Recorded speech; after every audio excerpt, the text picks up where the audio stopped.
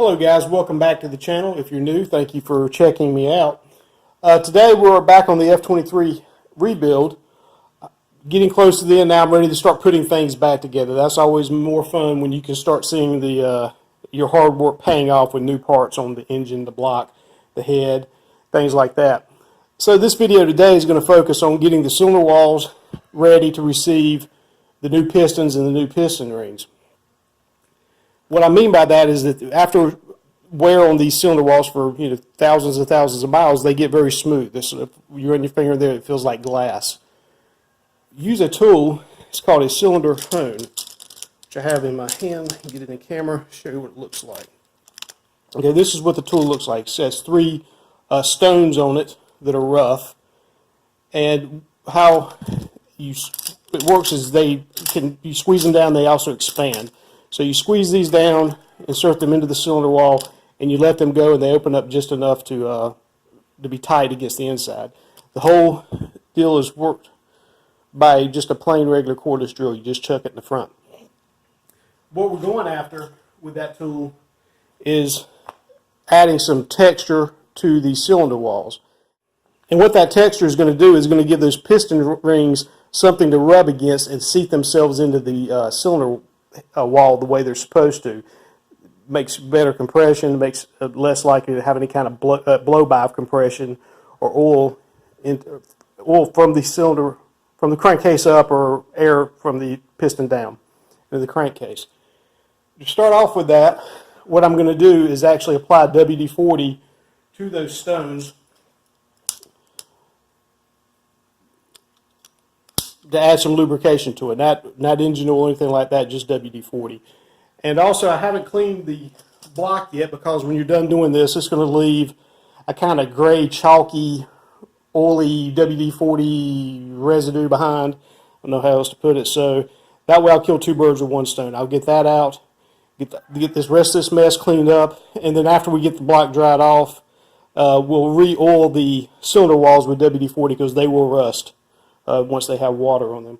So let me get the WD-40. We're going to go ahead. We'll start on cylinder number 1, and then I'll get the camera off the stand. I'll show you the crosshatch pattern that I've created and compare it against the one that hasn't been done yet. Okay, I'm back with the WD-40, and again, we're just going to wet each one of these stones, and also I'm going to spray that into the cylinder wall. Okay, now I'm holding those stones shut all the way, and I'm going to get them about halfway down into the cylinder wall, and I'm going to release. And you can see how they spring back out, and they also have a pivot on them. Now, what I'm going to do is run this drill at a pretty slow speed and consistently move it down and up, down and up. So let me reposition myself with the camera so we can get that started and show you what we're doing. All right, we're ready to go. And you don't want to push, also one thing not to forget, don't go down too far. You don't need to have the bottom of the stone extend past the bottom of the cylinder wall. It could hit on something down there. Some people do this with the crank actually still in. Of course, you wouldn't want to hit any of your journals with these rough stones. So again, moderate speed, down and up. Do not extend beyond the bottom of the cylinder wall.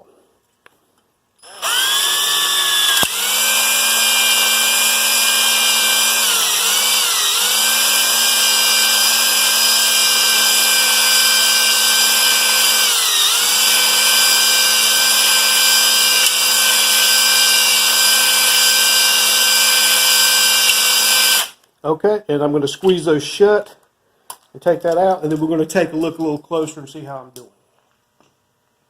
Okay, we'll back off the stand so I can do two things at once for a change. Alright, I'm going to get in here the best I can with this light and let you see that crosshatch pattern that I've created on the cylinder wall. That goes all the way around and down almost to the bottom of the cylinder. Here's one that has not been done yet. So that's the effect that we're going for. I'm actually going to do this one just a little bit more. And when I come back, I'm going to have all 4 of them completed for you. So that's the desired effect. Okay, I've finished that up. It doesn't take very long. You don't want to be too aggressive with that.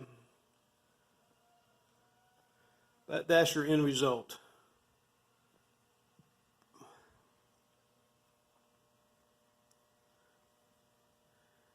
All right. Remember, I had some this number 2 cylinder. You can see where the skirt of the piston had kind of hit against the inside of it, just barely. And most of that's gone now. And again, I couldn't even catch that with my fingernail. So no worries there. This should be just fine for what I'm going to use it for. Okay, we're back with one of the pistons here. See if I can get a little bit of light on this, but not overdo it. Okay, I went ahead and took this one apart as much as I'm going to take this one apart. I figured it'd be easier to show you the parts that go into this instead of just start taking them off and say this is what I'm going after. So this, of course, is your connecting rod. This is part up here. The wrist pin for the piston passes through here, and the connecting rod fits in like this. So this piece that's sticking out here, I've forced it out. But you cannot just force this wrist pin out. It does have a lock system using these little C-springs. And you can see, try and get in here for you. There's a lip in the bottom. Let me get this pick to try to show you this. There's a lip here that little C ring fits into. Once that C ring is in place, then the wrist pin cannot go past that part. So when the wrist pin's in, there's a spring here and there's a spring here that prevents it from moving side to side. Actually, after I took these out, I did have to use a little bit of pressure and persuasion to force the wrist pin back out the other side of the piston. Again, I've worked with the press-in type before. Those basically, they all based on the wrist pin and the end of the connecting rod being just barely big enough to fit together. And how that would work, you see, I can actually wiggle that back on there. But when you're in that situation with a press-in, this will not wiggle on. That has to be hammered or treated with heat or something to get that to work right, and then it would stay in the center of the piston like that. So I'm going to get set up with one that hasn't been taken apart yet, and I'm going to show you how I get these little C-springs out, and then we'll drive the wrist pin back out of the. It only has to come out far enough to clear the rod. I have all new pistons and a wrist pin, so this is all rings and all going in the garbage. Actually, I'll probably get everything out because I do keep the aluminum for melting and keep it up and having projects with that. Okay, here we have a piston that's still assembled, and in this area here is one of those clamps, or the clips that we just talked about. It has this relief right here. When they're installed, the actual center point or the opening point between the ends of the little clip are in this area. But this relief right here I found with a little pick tool. We can come in underneath that clip.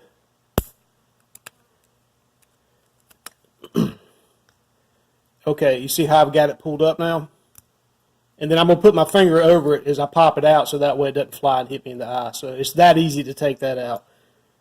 You just get your pick underneath it using that little piece of relief there and pop it up. Same thing on the other side. Alright, we're going to get underneath it here. You see it start to come up. Actually, this one's not, the open end's over here, so I'm going to have to be a little more careful I don't let this one go flying. Get my finger on it, and that actually makes it a little bit more difficult to come out, but not a problem. Both of my clips are out. Alright, the next task is going to be to drive the wrist pin through the other side just far enough that I can get the connecting rod off the end of it. This is going to be some hammering. I'm going to try to put you on a different stand to watch this part, because if I'm hammering on this, you're going to be seeing a bunch of shaking. So let me set you back up in the other stand, and we'll come back and demonstrate that. All right, for this part, I'm going to use some wood blocks because as I go to drive this through, it's got to have a space to come out the bottom. So that's what the wood blocks are for. Again, I'm not using this piston again. So, I mean, if I wanted to put this in a metal vise and just beat the heck out of it, it would not really matter. So I'm going to position it where I have enough room for that wrist pin to slide between those two. And all I'm going to do, I have an old half-inch. Well, I don't think that was going to fit. I was using my 3/8 for the last one. Let me go back to that. Okay, all I have is a 3/8 inch extension, just that long. And that's just enough to go down inside the hole, but still covers the outside of the wrist pin so I can drive that through. So let me see. I'm going to put some pressure behind it so that thing, my hand down on the actual connecting rod itself to kind of hold everything steady. And then I'm going to try to drive that through.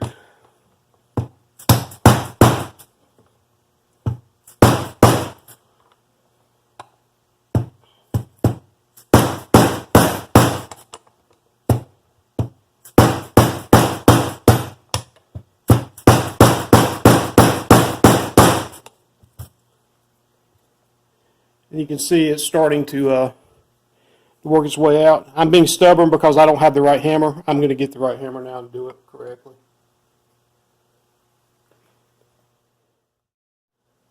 Okay, we're back with the right hammer now, a real one, metal. That dead blow just isn't enough to push that through. And again, none of this is staying except for the connecting rod, and you're not going to hurt that connecting rod like this.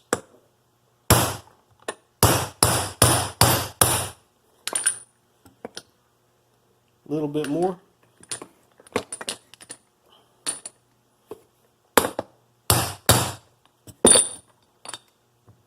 Okay, so you can see I forced that wrist pin out the other side. Connecting rod comes right off. Not an issue anymore. And again, if you don't have any use for the aluminum, just throw those right in the garbage, rings and all, if you've got the rebuild kit. Okay, I'm going to get the rest of these done, and we're going to come back and I'm going to show you about reassembling them, and we'll get right on it. Okay, we're back. You can see that I've already assembled one. Isn't that pretty? Brand new. Starting to make me feel like it's all worth it now. Went ahead and got this on just to make sure I was familiar with what I was going to show you, how I'm putting these together. First, the clips that come with this set that I have look like that. They're not just a plain C clip, no holes on the end, so that way you're able to use that tool to get them. Makes it a little bit easier. Also, there's no reliefs located anywhere inside the piston, so it's a different style. It's not going to be an issue. It's just the way this goes together is different. It doesn't change the size or exactly what it's for. So this is my new wrist pin, and ready to get it through my old rod. First thing I want to look at is on the top of the piston. Might be too much of a glare. It has at the top, it says in, and it has an arrow pointing that way. So what that's telling me, that this is the intake side. This arrow is pointing towards the front of the engine. Now, the connecting rods, when you attach these to the back, they have to be, you can't just have them any way. They have to be a certain way. And it's really easy how this is set up. Let's get you in here so you can see this. Okay, I think I've got it worked out now. I've put the cap back on backwards. It's not a huge issue because it's not in the cylinder yet. Okay, you see this catch right here. That's when you put the bearing in. It has a piece that sticks out the back and it catches on that. The cap also has one. So how that works is those two catches go like that. And then the thing to remember is that the side that has the catches points towards the exhaust.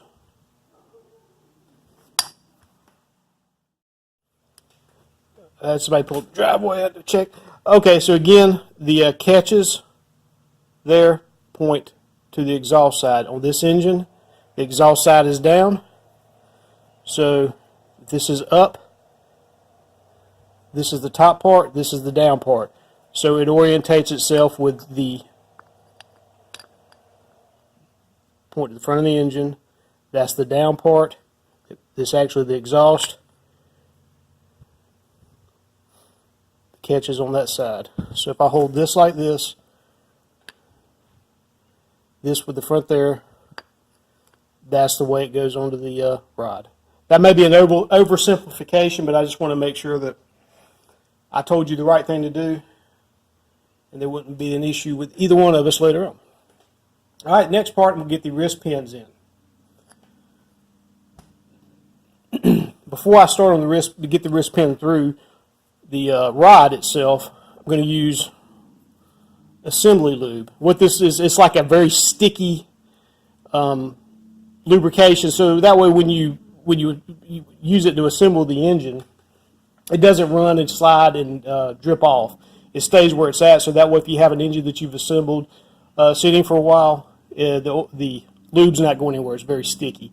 So the first thing I'm going to do is I'm going to put the assembly lube into this part that the wrist pin is going to go through. Kind of makes a mess. It's not too big of a deal. All right. And again, this is the bottom of the rod. I know from my catches there, that's the top of the piston there, so I know it goes on like this. Then it's just a matter of sliding the wrist pin through both the piston, the rod, and right out the other end. So there we go. Now the next goal is going to be, of course, to put these clamps into the little run or the little ring, so that way it doesn't let the wrist pin go out any further. I'm going to try to do this on camera where you can halfway see it. To do it right, I need this all turned good, but I think you can actually get the idea. So I'm going to grab this with the snap ring pliers. Okay, first thing I'm going to do is I'm going to put my thumb or my finger over the one side, so that way if these pop off, that's not going to go flying across the room. I'm not going to have trouble trying to track it down. Okay, we've got one end. Okay, you can see that this end's still up a little bit. Give that a little bit. Well, what I'm going to do is I'm going to push this wrist pin back up to where it belongs. And once that's up, now we might be able to show you a little better. Squeeze everything.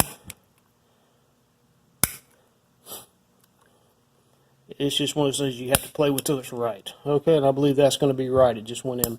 So after you get that where you think it's right, come in here with a light real good.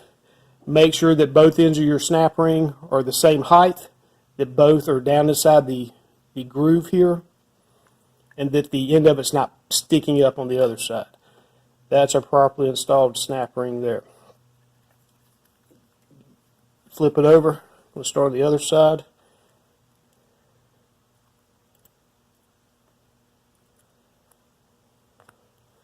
Okay. Well, I'm going to turn this way so that way maybe you can see it a little bit better. Again, I'm going to put the one end down, hold it by finger, and then I'm going to squeeze both ends together. And as snap ring pliers tend to do, they pop right off. But that's alright because I'm tenacious, if nothing else. Check and see where we're at.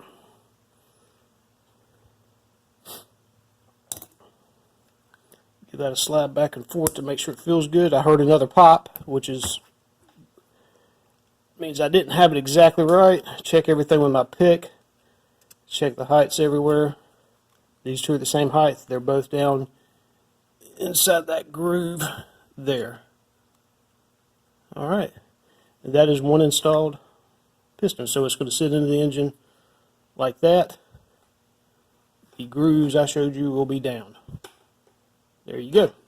Alright, I'm going to get these other two assembled and I'm going to show you where we can go from there. Okay, now I feel like I'm getting somewhere with this.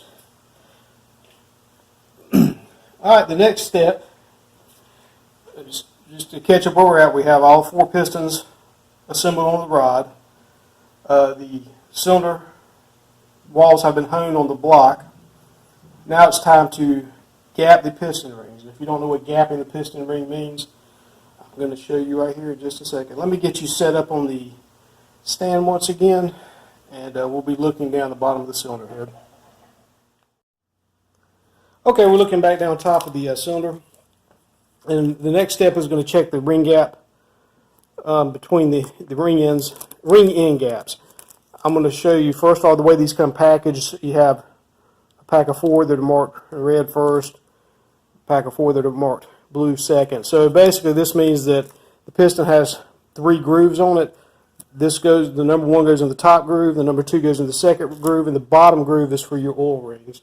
So I'm going to take these out, and I'm going to show you how we're going to go about gapping or checking the end gaps on these to make sure that they're within tolerances. Okay, I don't want to get these mixed up, so I'm going to start because the first one I'm going to put in is the second one because that has to go down a little bit further inside of the cylinder wall. This came out of the pack blue. It had the second written on it. Let's see if I can focus in on the top of this one for you. It's kind of hard to see. Right there where my thumb is, you see it says top. So there are 2 ways that they can go. If yours set does not say top, it could just have nothing more than a little dimple on the top of it. So whichever side has the mark on it is the one that's going to point to the top of the engine. So the first thing I'm going to do is I'm going to very carefully insert this into the engine. Number 1 cylinder wall. Okay, after I get that started, okay, I'm going to come back with my number 1 piston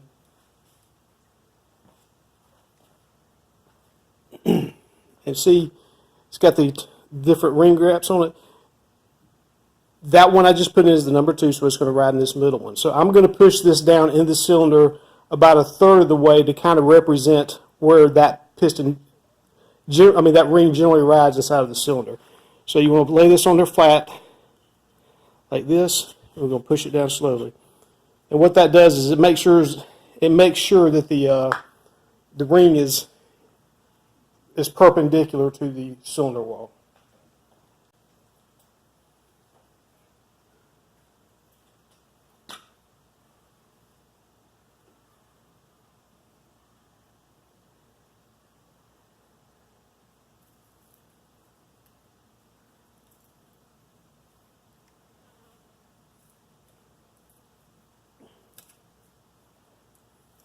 Okay, the tolerances for that number 2 ring are 16, which I have here in my hand, 0.016 to, make sure I'm telling you the right thing, to 0.022. So this is the smallest that it can be, and it can be as wide as 22. This has got a little rust on it, I apologize, but that is the number 16. So try and reposition this so you can see what I'm about.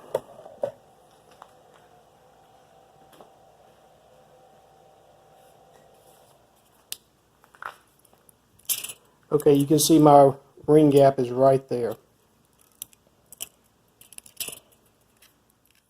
So I'm going to start with the 0.016.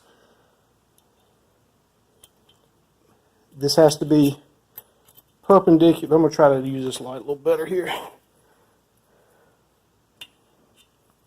Okay, the feeler gauge has to be perpendicular to the block when you do this.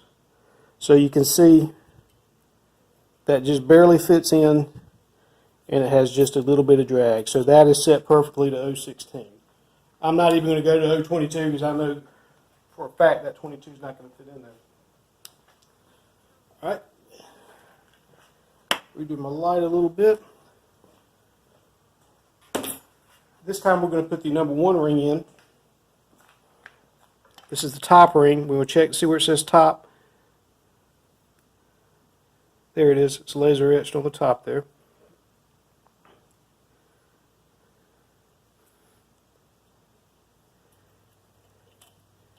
Just like that. And once we have that started,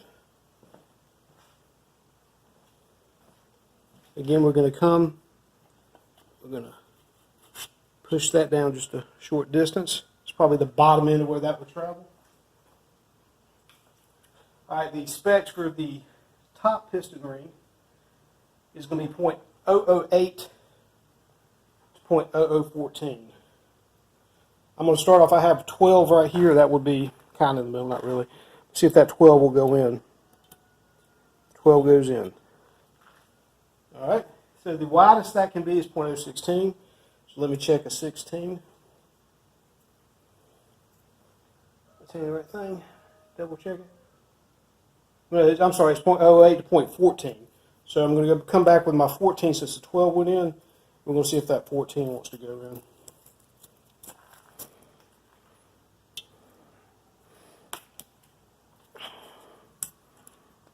in. Okay. And that does not go in. So we're right in between those two points on the tolerance chart. So that set right there is ready to go. Keep in mind that those two rings are for, here at Evermore, the #1 cylinder. So these have to go back on the #1 piston.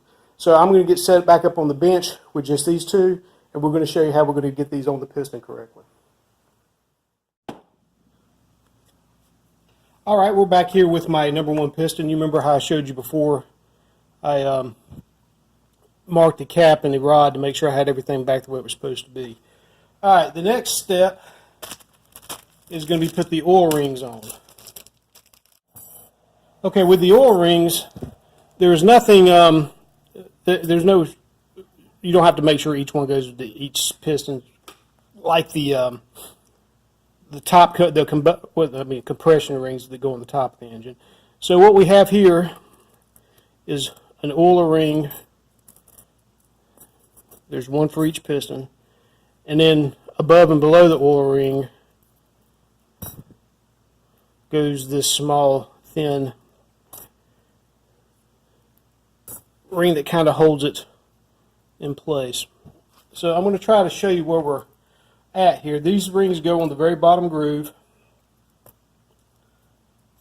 And how we're going to start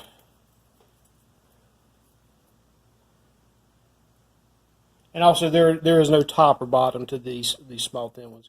Alright, the next one is going to be your oiler ring, and you see how the ends of these are? Okay, they can overlap each other if you're not careful. Let me see here, like that. You want those to butt up against each other. You do not want them to overlap at all. So once you get these on and get the top ring, when I show you it here in a second, the last thing you're going to do to check is make sure that those ends are butted together and not overlapping. Okay, so the first thing that I'm going to do is I'm going to put that oiler ring on like this. Again, make sure that those don't overlap. That's a butt. I know I keep repeating myself, but it's pretty important so you can see they butt, they don't overlap. And I'm going to move that so that's right there underneath where my thumb is. There. Okay, I'm going to take the next ring. I'm going to go 90 degrees from there, put that in the bottom groove, and I'm going to work that around the bottom of that oiler ring. Alright, once that one's in place, there we go. I'm going to flip this over to the other side. Now I'm going to put the one that goes on top. See, I have those clocked 180 degrees, the top and the bottom one from each other, and they're both 90 degrees to the center ring. Okay, so there you go. Once again, that is the small ring, the oil ring, the small ring. You have a gap here for the bottom one, a gap here for the middle one, a gap here for the top one. Alright, now I'm be off camera, but what I'm doing is taking the two rings out of this #1 cylinder that I just checked the gap on. It's the #2 ring, the #1 ring. Put that #1 ring aside. Again, the last gaps were on either side, here and here, so I'm going to try to make sure this gap goes for the #2 piston. Remember, check it, see which one says top. Okay, if you can't see it on camera, it's right there. It's just laser etched on top of it. So I want that groove, that ring gap to start right there. They have expanders that do this, but if you're gentle enough, you can get that to work right. Okay, so that is now there. I'm going to flip this over 180 degrees, and now I have the top ring. Again, I'm going to check see which end is the top. There's my laser etch there on this part. Start that here and work it around. And just try not to let those corners catch as you go down, because that's what will actually leave a little scuff on the side of the piston. It's not going to be the end of the world, but if it happens, it happens. Okay? Alright, so as a recap, it's probably a triple recap. The bottom ring gap is there. The oiler ring gap is there. The top oiler ring gap is there. The second ring gap is on the back. The top ring gap is here. You just want those staggered from each other. That's probably a little excessive. I've seen on when I used to do small block Fords, they would be clocked like 60 degrees from each other, things like that. The main thing is you don't want these two. The biggest concern is these two compression ones don't line up, because that can allow compression to go through the engine. All right. And once again, that is going to be our stopping point for today. I'd like to have went ahead and finished the other pistons, but it's getting a little late on me here. I do have to work tomorrow. My alarm clock goes off at 3:45 a.m. I don't know about the rest of you guys. But at any rate, the next video is going to be finally getting this block cleaned up, and we're going to reinstall the pistons. I don't know how much farther I can go from that. In one video, we'll just cross that bridge when we get there. But I think I could probably get a little more in than that. So if you like what you've been seeing so far, be sure to like the video and subscribe to the page. That would really make me... It's not that it helps me out. I'm not looking to make any kind of money with YouTube. It would just be appreciated, because that way I know that somebody's getting something out of this bit of effort I'm putting into this, sharing this with you. So with that being said, I will catch you on the next one with some new content. Thanks again for watching.